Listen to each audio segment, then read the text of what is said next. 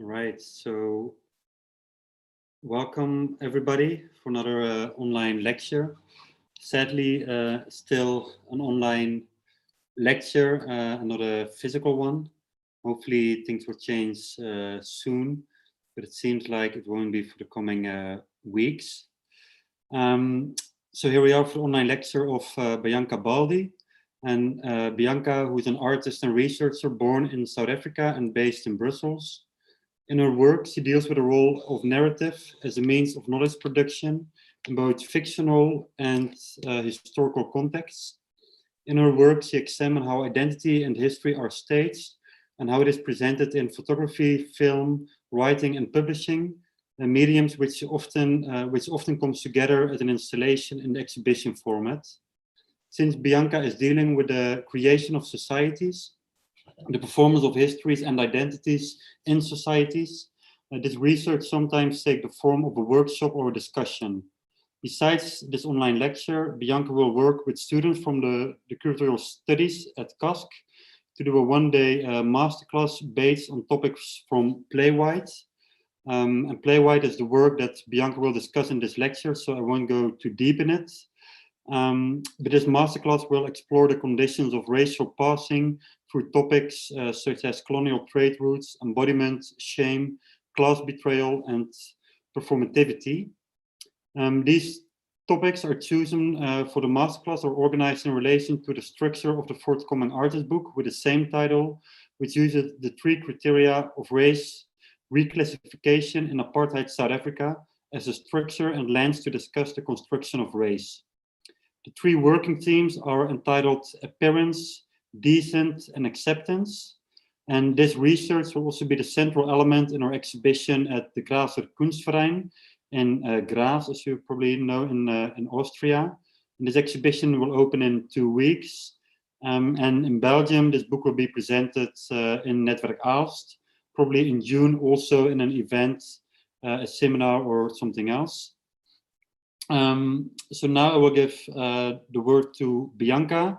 The lecture will probably take around 40 to 50 minutes, which means that afterwards we have enough time to have a discussion together. Probably if you joined us before, you know that if you're on Zoom, you can ask your questions in the Q&A section, and we answer them here. If you're watching it on YouTube or Facebook, then you can ask your questions in the comment section, and they will also be answered here. So this is it for now. I would say please welcome Bianca Baldi. Hello, everyone. I'm going to try and imagine you all there, because as you might know, on the Zoom seminar, we don't see the little faces. I only can see some lists of names. So hello over there. I would like to thank you all for taking the time this evening to join me over dinner or after dinner from your homes. So yeah, as Godard said, we are still in this home situation. So I feel honored to be in your living room. And so as Godard mentioned, I'm an artist based in Brussels. I'm largely working in an image making practice, coming from a background in photography. But my work often draws on the logic of photography coming together in different formats and installations, as Godard mentioned. So I'm going to show you a focus mostly on this new body of work, which I've been working on for over the last 2 years. And just a few snippets of earlier works, just to kind of maybe imagine how this new project will come together, which hasn't made its final form yet. So as Godard said, the solo exhibition will be opening on the 16th of April. And so I'm very excited also to have an in real life situation. So if you by any chance get the pleasure and possibility, should we say, of traveling, that will be on the whole summer. So I'm going to share my screen now, so just bear with me while we deal with a moment of technical glitches.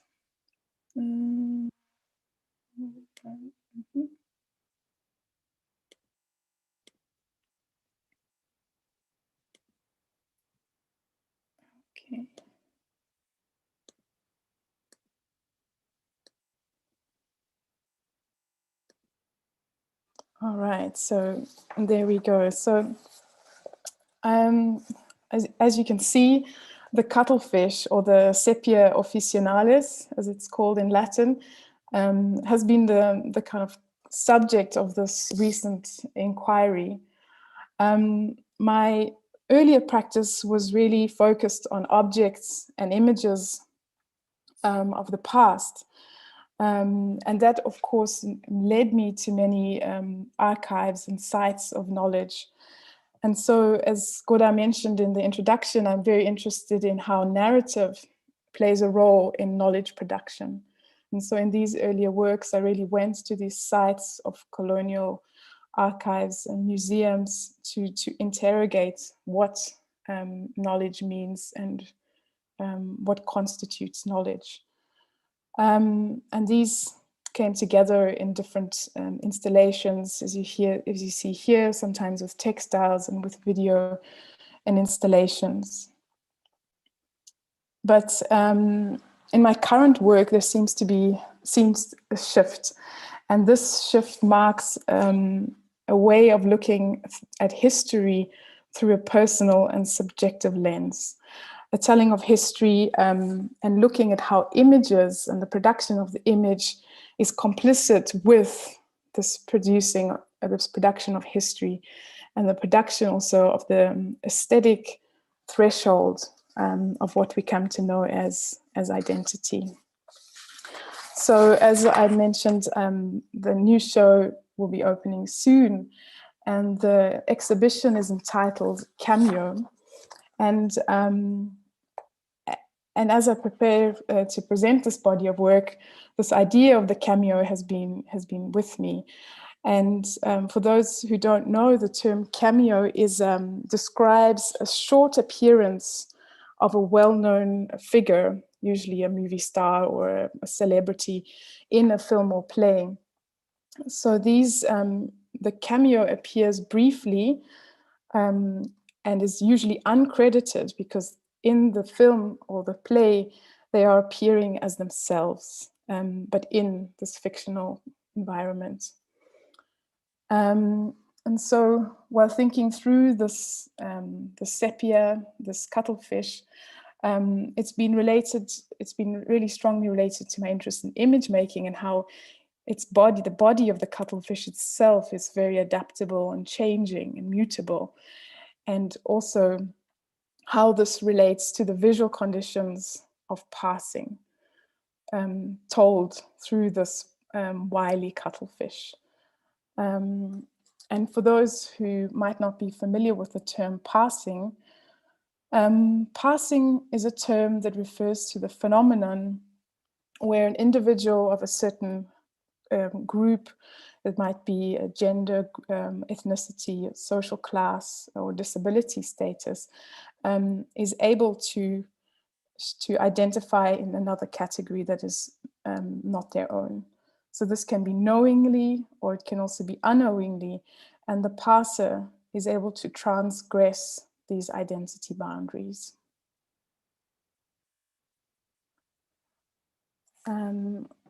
So here I'm showing you a still from a very famous film, which is entitled The Imitation of Life.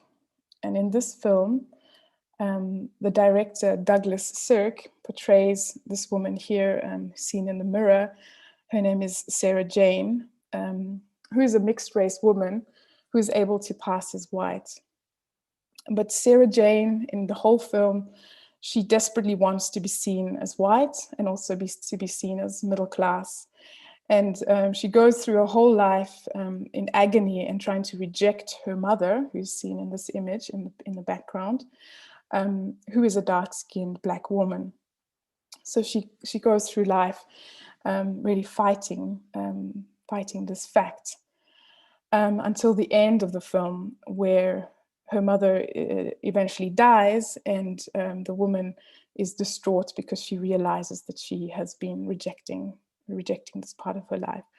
And this film, along with many others of the time, this was made in '59, forms part of this tradition of the tragic mulatta, which was a literary and film genre which portrayed these mixed-race women often who were kind of tragically and sadly stuck in between two worlds, so to speak.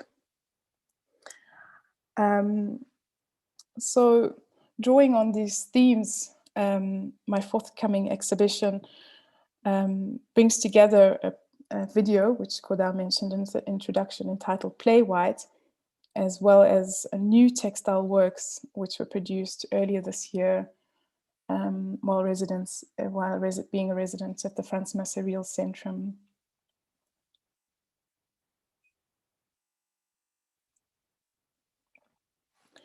So these textile works are silk screens produced on silk. This is only a detail because they haven't been shown yet, so I'm just showing you just a small introduction. In a few weeks, you'll be able to see more, hopefully online. And these are large works which are presented hanging in the exhibition space, along with the video Play White. So these form an environment and a context for the video piece. And in these works, I was very inspired and interested in, again, in the Cuttlefish's particular way that they could exteriorize color and draw, and I drew inspiration from these specific cells, which I have rendered here, which are called chromatophores. And these special adaptive color changing cells are modular and they adapt to its environment. And depending on the space that the cuttlefish is in, they can adapt and change at will. So these silk works are also seen as skins, in a sense, as second skins. They are hung softly and in space. And also, by thinking of a second skin, we think of this interior space, because a lot of these narratives that I'll speak a bit more later, of the tragic mulatta, these are interior narratives. These are not narratives that are known elsewhere, but these are family rumors, stories that pass on between generations. And these happen maybe around the kitchen table or inside an interior space. So these kind of drapes or skins kind of also refer to this interior or kind of secret space that these skins hold. And thinking back again at the sepia and the technique of printmaking, the sepia, of course, is a very important figure again, because if we think of the word sepia, we also have to think of its ink. So the sepia also, not only does it adapt to its environment, cling to a rock and change accordingly, when startled, it will also produce a cloud of ink so that it can make a way, get out of danger. So in early painting and drawing, the sepia ink was used as a way to draw and to draw pigment from. And so this sepia ink is 100% pure melanin that it produces to create this kind of smoke screen physically. And the word camouflage itself comes from the French word camouflage, which refers to a certain kind of smoke that was puffed into enemies' faces, also in a war situation. So here, mimicking this creature who kind of makes a run for it and creates the smoke screen on its way out. So here I will show you a little bit more, a bit more about the mechanisms of camouflage that the sepia uses. In the animal world, there are many different mechanisms of camouflage. In this image here, which I read in a scientific paper about the rapid adaptive camouflage in cephalopods. And you can see that the sepia does not only change its color, but is also able to modulate contrast.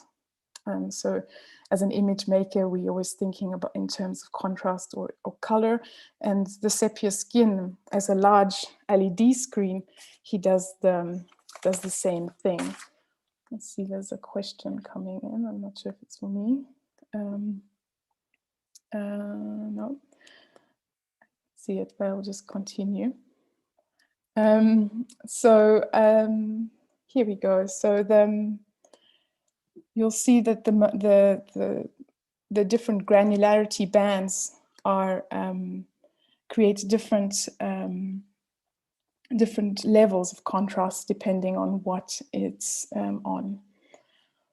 So let's move on to the next slide here, and I will show you in real time another way that it uses camouflage, and that is with the chromatophores, which has been a real inspiration in thinking of, you know, screens, LED surfaces, and here we have this animal who creates this this array in such a quick pace. So this is in real time, how the skin is modulating and changing depending on the surface that it's on.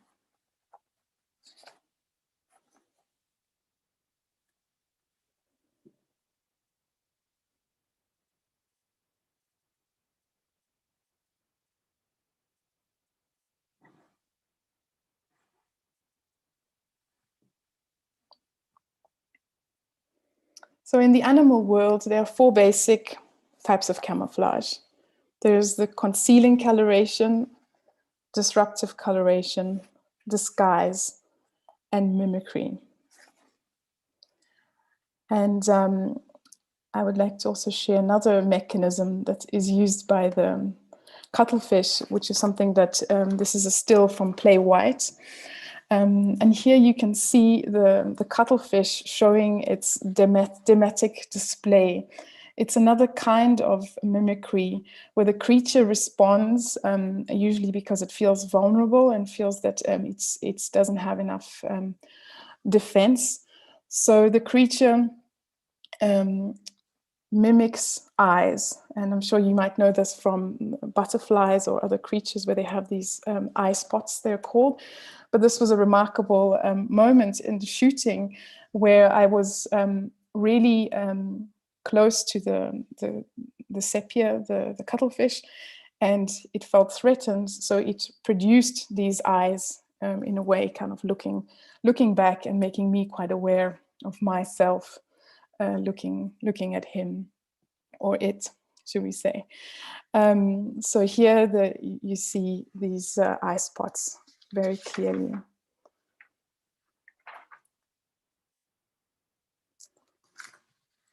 So in the video Play White, this shape-shifting sepia is cast as an aquatic adaptation of the work Passing by Nella Larsen. This was a 1929 novella written by Nella Larsen, who was a minor figure, but her work became very important. So she is very underrepresented, and there's only, as far as I know, 2 or 3 novels that were published. But this work became essential in terms of thinking about passing, and also the term passing itself and how it exists specifically in this Anglo-Saxon discourse.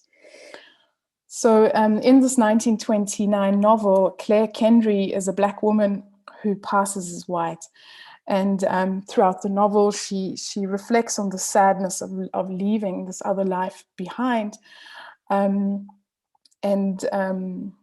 is confronted by it by meeting a school friend. And what is remarkable about this novel is that there were it was one of the few novels that Nella Larsen published, but there exist so many versions of this novel itself. And in a recent New York Times article written by another author, Britt Bennett, she writes that Larsen scholars speculate on why this work has multiple endings. Did Larson cut the final paragraph because she was dissatisfied with her book's ending? Was it an editor's choice, a printing error? Either way, the instability of the text mirrors the instability within the story, where no identity ever feels certain. Race is remade and reinterpreted and revised. After all, how stable can race possibly be if you can step onto a rooftop as a white woman and leave as a black woman? And in this paragraph, she describes the final scene of Passing, where Claire Kendry is found out. So I'm going to show you a short excerpt from Playwright.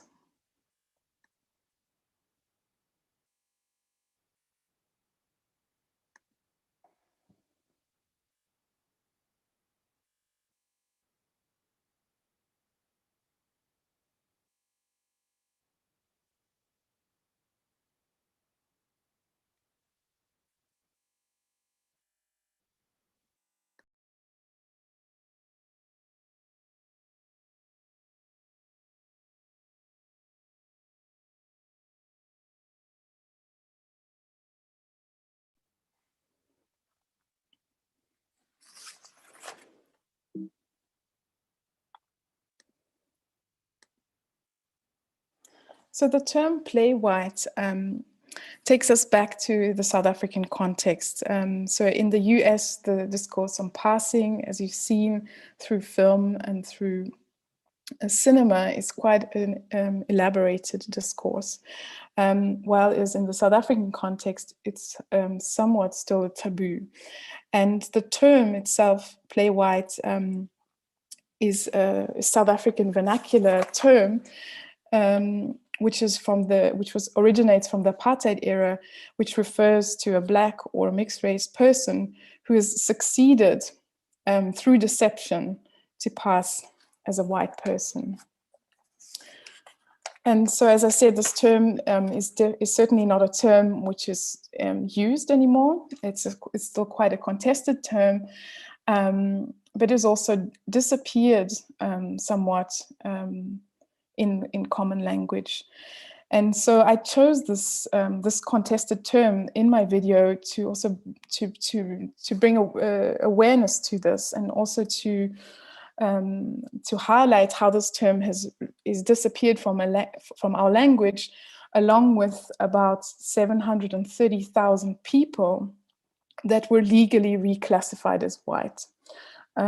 So for those of you who don't understand the term reclassification, in the South African apartheid system, there were racial divides, as there were in the US, especially at the time of that Nella Larson was writing.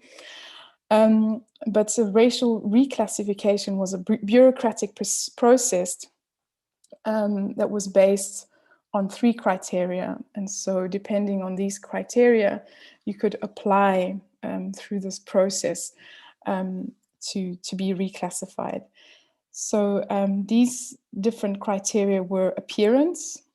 So that's how you looked, how you your first look, your descent, what kind of background you came from, your family history, etc. And the third one, which is an interesting one because it's not really based on any kind of empirical science, inverted commas, which is social acceptance, which again highlights the kind of performative element of race. And so through these 3 criteria, I've also used these terms, these outdated and racist terms, to kind of think through this kind of fluidity and malleability that certain people could have within this time. So even though we no longer have these different segregations, this genre is still one that is looked at. And so, as I mentioned, the person who wrote the article in the New York Times has recently written a book called The Vanished Half, which tells a similar story.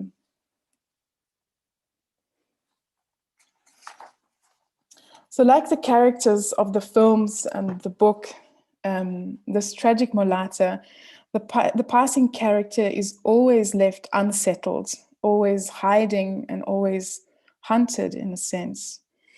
Passing as a term in another sense also comes to mean a death. So we could say that someone has passed away. And unlike the sepia, the passer has to let go of their past in order to play more convincingly. So the sepia has this malleability, this fluidity that can constantly change. However, those who have chosen to pass have kind of had a certain death and have put aside a life that went before that. And so, to paraphrase Susan Sontag on Camp, to talk about passing is therefore in a sense to betray it, or I add to exhume it. We're kind of bringing it up a little bit from the dead. And in the work Play White, I use the lyrics which you see now on the screen from Whitney Houston's I Have Nothing.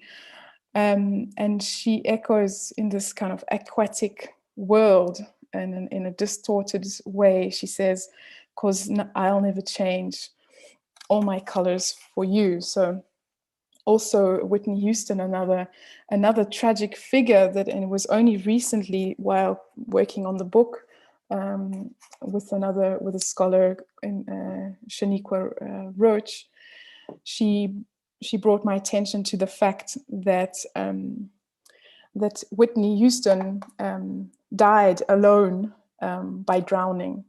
So this aquatic environment took on a different, quite tragic aspect to the work. So regardless of the mutability and the flexibility of these performed identities, we still today are faced with these misogynist and racist classist norms that still kind of put us into these categories, whether we want to or not. So I think I will leave it there, maybe just go back to the video again of the excerpt. And I'm quite bang on 30 minutes, Godard. So maybe we can see if there are any questions or any comments at this point.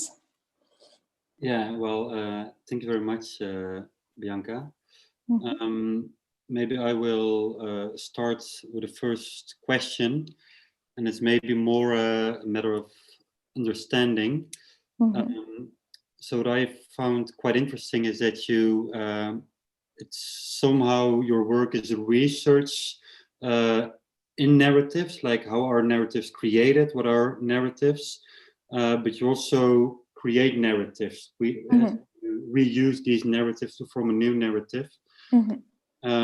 And then somehow I was wondering what exactly is this narrative, this new narrative you're creating. So you have this cuttlefish, which changes color when it's threatened.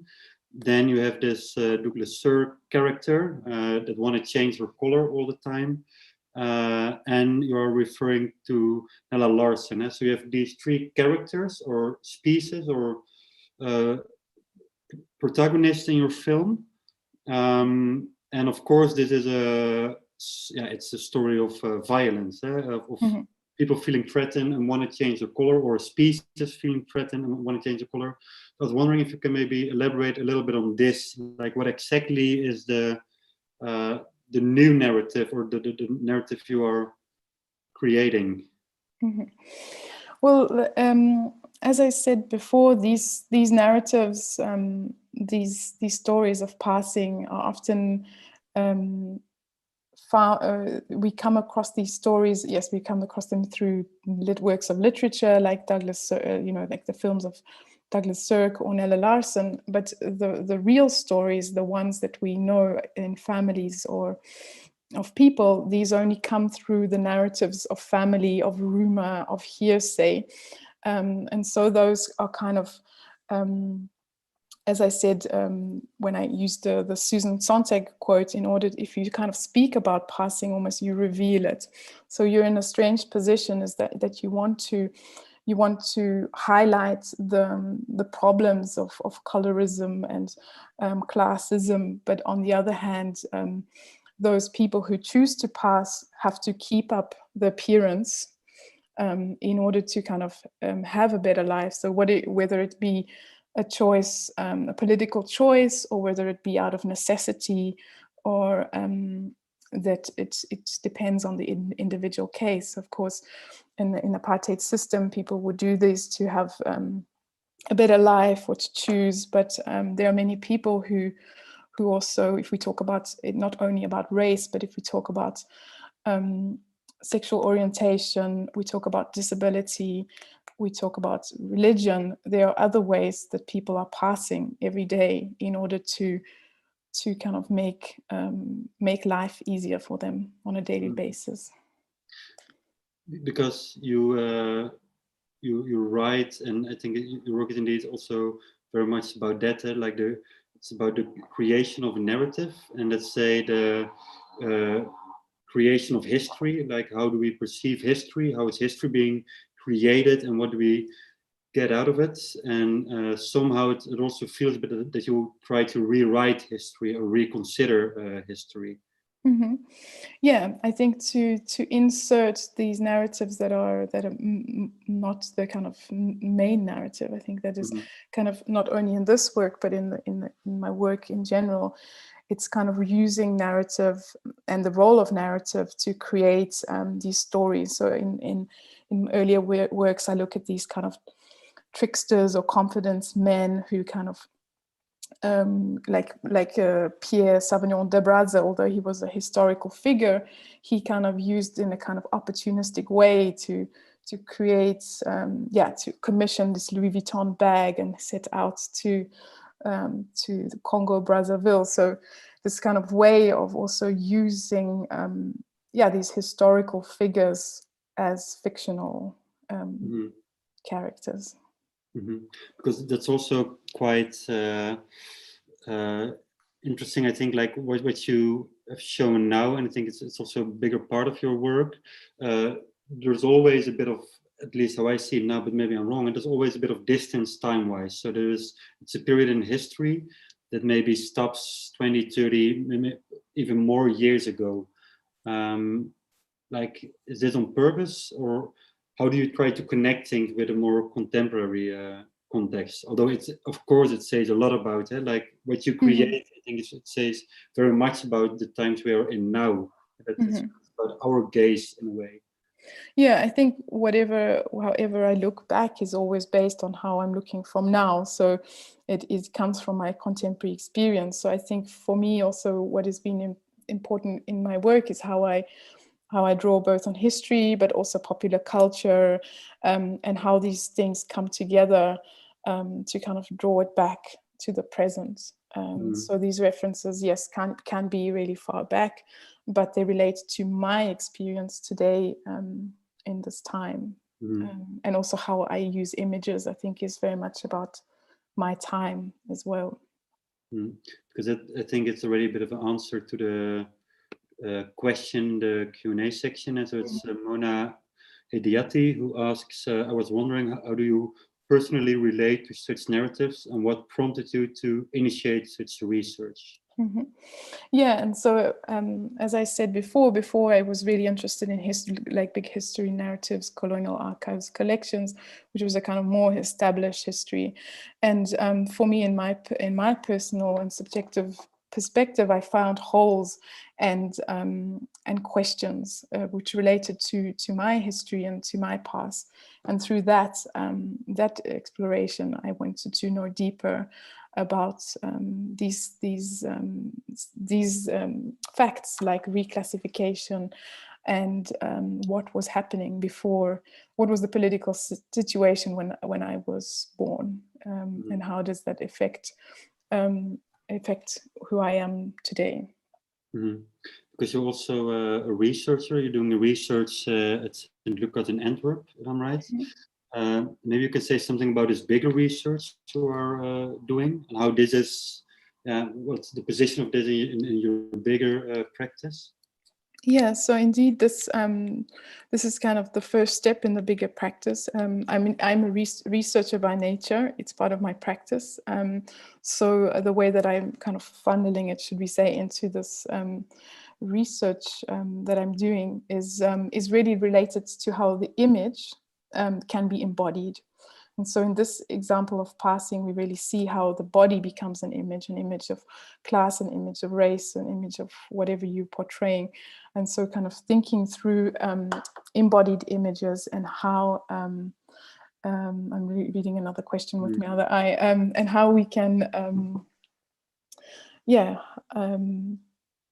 be images. And I think maybe that's the question to the question, the answer to the question is that how can we learn from Cuttlefish is that this mutability and adaptability. I think that is something that has been the kind of core. I think there's been a lot written about cephalopods and how they think and how they be, but for me, what I'm learning from the cuttlefish is mostly to do with perception.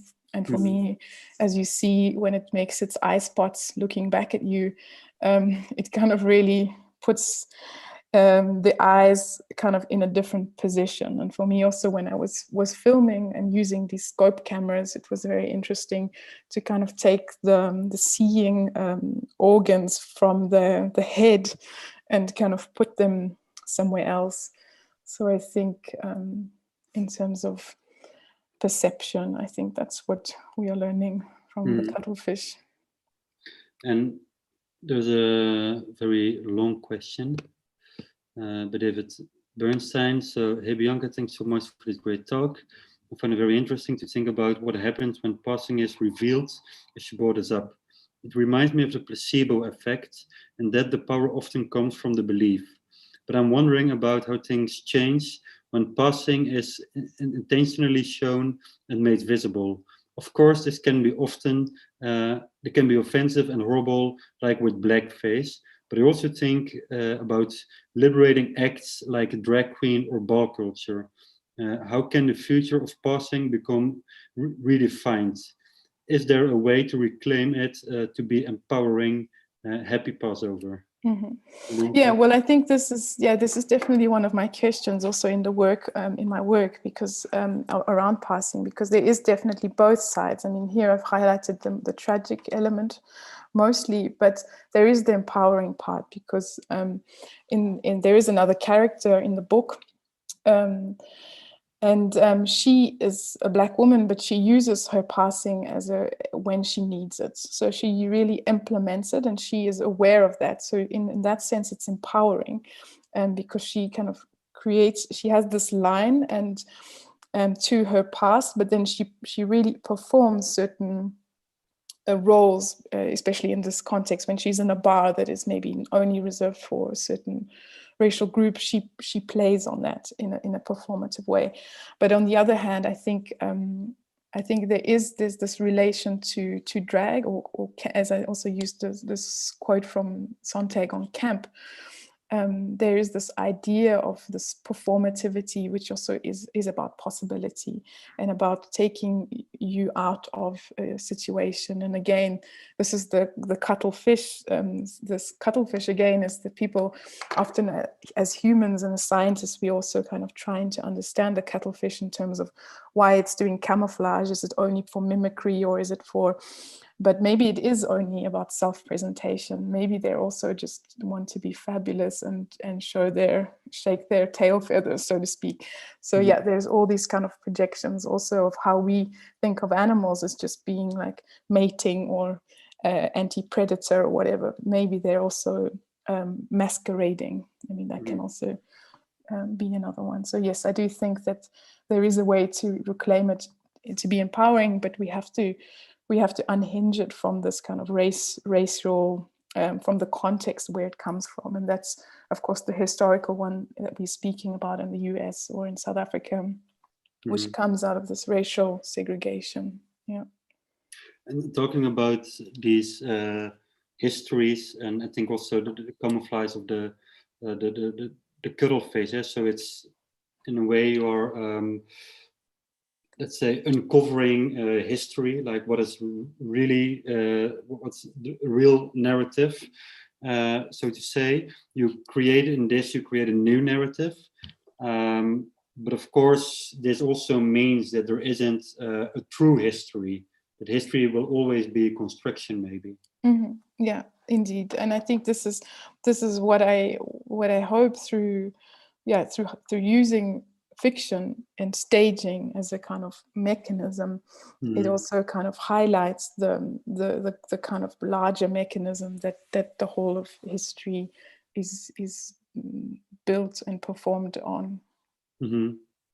So then it almost like, I don't want to go too deep in it, but then it almost becomes like a way of the Greek drama, like the catharsis in facing your own past and finding a way of dealing with it or standing. Yeah, and I think especially when you're working on this kind of personal and subjective stories, there is a cathartic and level. I mean, not to make it so personal, but through kind of doing this work of kind of minor narratives and thinking through your own personal narratives, I think there is a certain healing and therapeutic level. I mean, not to say like maybe on a larger scale, but of course on a very personal scale, we see that these more and more we discuss the effect of intergenerational traumas, or in what we carry from one generation to the next, whether it's about politics or whether it's about psychology. There is a kind of interrupting this, which also kind of maybe releases this into a new narrative, as you say. Yeah, and I think also in response to that, the part of your practice which is quite present is like what we said in the introduction, the workshop, like also the workshop you will do in KASK. But this is not the first workshop. Like I think it's really what I said. It's part of your practice. You use this workshop as a medium, maybe even, for these discussions. Maybe you could say something about this. In which way you use this in your practice? Yeah, well, as part of my research and both formally and informally, I mean, research it doesn't only have to be within the academic realm. I think that for me, education and teaching and these kind of workshops, as you say, has been very important to kind of provide the space also to deepen and to broaden also the influences. So I think instead of closing down too much, these kind of these workshop spaces allow for the subject to be opened up even further and to find ways that those can be personally relevant to different practices and make a wider discussion. So I think this kind of forum is an important part, discussion and learning or unlearning to think through different kind of structures of knowledge production or power, and through education, it's a very important part to begin. Yeah, I think it's very interesting. And does these discussions have a direct afterlife? Well, I have worked in some forms of publishing. I mean, I think I think making public and also through collaboration. So now also thinking about this book project, how it kind of inviting different people to have different perspectives, though it can have an afterlife maybe as a workshop or symposium, but also finally in a publication, or also often as another work. So there's also this kind of way that these kind of feeds the next work or the next research step in a very organic way. So it's not in a way, when we talk about research, it seems very formal.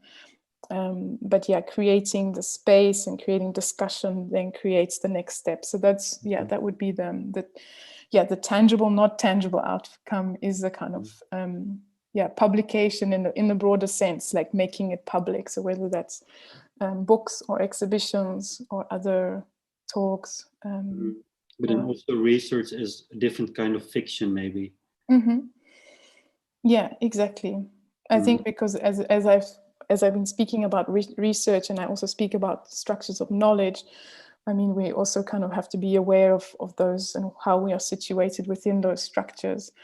And yeah, this kind of also with this decolonial thinking to kind of, again, break down those structures or epistemologies in order to create new ones. I'm looking if we have more questions. Also looking to Simon, if there are people on Facebook.